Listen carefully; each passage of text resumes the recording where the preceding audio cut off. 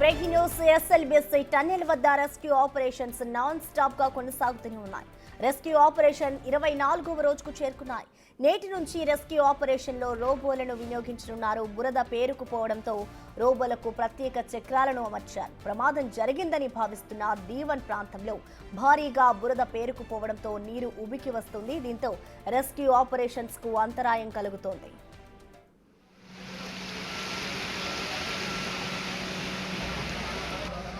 ప్రమాదంలో చిక్కుకున్న వారి కోసం 23 రోజులుగా రెస్క్యూ ఆపరేషన్ చేస్తూనే ఉన్నారు. ఇప్పటికీ కేవలం ఒక మృతదేహం మాత్రమే లభ్యమైంది. మిగిలిన 7 మృతదేహాల కోసం నిరంతరం రెస్క్యూ ఆపరేషన్స్ కొనసాగుతూనే ఉన్నాయి. రెస్క్యూ ఆపరేషన్లో 12 ఏజెన్సీలకు చెందిన 650 మంది సభ్యులు షిఫ్ట్ల వారీగా రెస్క్యూ ఆపరేషన్లలో పాల్గొంటున్నారు.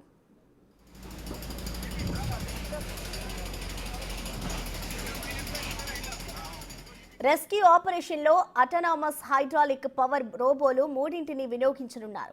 ఒక్కో రోబో నిమిషానికి 1000 క్యూబిక్ మీటర్ల సామర్థ్యం గల బురద, మట్టిని తొలగించగలదని సమాచారం. మనుషుల కంటే 15 రెట్లు అధికంగా ఈ రోబోలు పనిచేస్తాయని తెలుస్తోంది.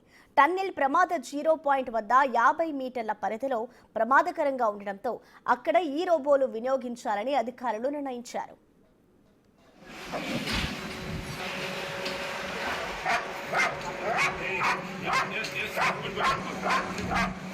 రోబోల వినియోగానికి సంబంధించి అదనపు ఏర్పాట్లు చేస్తున్నారు అధికారులు. జీపీఆర్ క్యాడవర్ డాగ్స్ సూచించిన D1 నుంచి D2 అనుమానిత ప్రాంతాల్లో పెద్ద ఎత్తున తవ్వకాలు జరుగుతున్నాయి. అయినా ఇప్పటి వరకు మృతదేహాల ఆచూకీ లభించడం లేదు.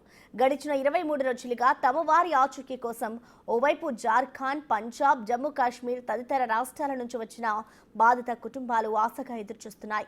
దక్షిణ మధ్య రైల్వే సహకారంతో ప్లాస్మా కట్టర్స్, థర్మల్ కట్టర్స్తో TBM మిషన్ విభాగాలను కట్ చేసి లోకో ట్రైన్ ద్వారా బయటకు పంపిస్తున్నారు. మొత్తంగా సహాయ చర్యలు ముమ్మరం చేసినా భారీగా పేరుకుపోయిన శిథిలాలు, బురద ఊట, నీరుతో సహాయక చర్యలకు అడుగడుగున ఆటంకాలు ఎదురవుతున్నాయి.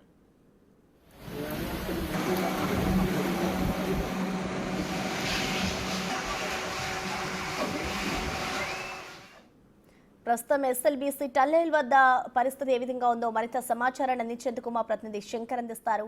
శంకర్, చెప్పండి, ప్రస్తుతం అక్కడ సహాయక చర్యలు ఏ విధంగా కొనసాగుతున్నాయి? ప్రసన్న 24వ రోజు ఎస్ఎల్బీసీ టన్నెల్ దగ్గర రెస్క్యూ ఆపరేషన్ కొనసాగుతుంది. రాష్ట్ర ప్రభుత్వం ఈ రెస్క్యూ ఆపరేషన్ ను ఎక్కడ కూడా ఆపివేయకుండా రెగ్యులర్ గా, అంటే రోజు రోజుకు ఈ యొక్క రెస్క్యూ ఆపరేషన్ లో సిబ్బందిని పెంచుతూ పోతుంది. రెస్క్యూ సిబ్బందితో రెగ్యులర్ గా ఎక్కడైతే ప్రమాదం జరిగిందో ఆ ప్రాంతంలో అంతా కూడా మృతదేహాల కోసం గాలింపు చర్యలను ముమ్మరం చేసినటువంటి పరిస్థితి ప్రస్తుతం అక్కడ కనిపిస్తుంది. ఇక ముఖ్యంగా ఎక్కడైతే D1, D2 ప్రాంతాల మధ్య D1 ప్రాంతాల్లో తవ్వకాలు కంప్లీట్ అయ్యాయి. ఇప్పటికీ D1 ప్రాంతం ఇది ముఖ్యంగా ప్రమాద స్థలానికి 30 మీటర్ల దూరంలో ఉంది. ఈ ప్రాంతంలోనే మిగతా వారంతా కూడా చిక్కుకుపోయి ఉండొచ్చు అని చెప్పి కూడా అధికారులు భావిస్తున్నారు.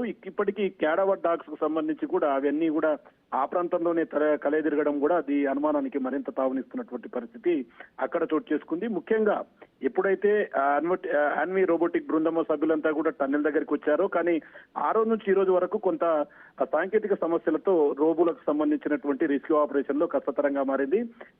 మదర్ రోబోకు సంబంధించి హైడ్రాలిక్ పవర్ రోబోట్ కూడా టన్నెల్లోకి వెళ్ళిన తర్వాత అక్కడ పెద్ద ఎత్తున బురద రాళ్లు కూరుకుపోయి ఉండడం, ఆ రోబో వెళ్లే క్రమంలో అదంతా కష్టంగా మారింది. ఈ క్రమంలోనే హైడ్రాలిక్ పవర్ రోబోట్ కు అదనపు చక్రాలను కూడా అమర్చినటువంటి పరిస్థితి ఎస్ఎల్బీసీ దగ్గర చోటు చేసుకుంది. ఇక దాంతో దాదాపు మనుషుల కన్నా కూడా 15 రెట్లు ఎక్కువగా ఈ యొక్క అక్కడ ఉన్నటువంటి బురదను కావచ్చు, రాళ్ళను కూడా కన్వేయర్ బెల్ట్ పైకి వేసి దాన్ని తరలించే ప్రక్రియను చేపడుతున్నారు. మరో ముఖ్యంగా ఎక్కడైతే ప్రమాద స్థలంలో దాదాపు చోట్ల 30 మీటర్ల పరిధిలో 14.85 దానికి 30 మీటర్ల పరిధిలో ఉన్న ఈ ప్రాంతంలో నిమిషానికి 4000 లీటర్ల చొప్పున కూడా వాటర్ అంతా కూడా బయటికి వస్తుంది. దీన్ని ఎప్పటికెప్పుడు క్లియర్ చేస్తూ రోబోల సాయంతో ఈ రిస్క్ త్వరితగతిన కంప్లీట్ చేయాలని చెప్పి కూడా చూస్తున్నటువంటి పరిస్థితి అక్కడ కనిపిస్తుంది. ముఖ్యంగా జిల్లా కలెక్టర్ కూడా దీని మీద ఎప్పటికెప్పుడు సమీక్షించి పూర్తి స్థాయిలో ముందుకు వెళ్తున్నటువంటి పరిస్థితి కనిపిస్తుంది. ప్రసన్న, థాంక్యూ శంకర్.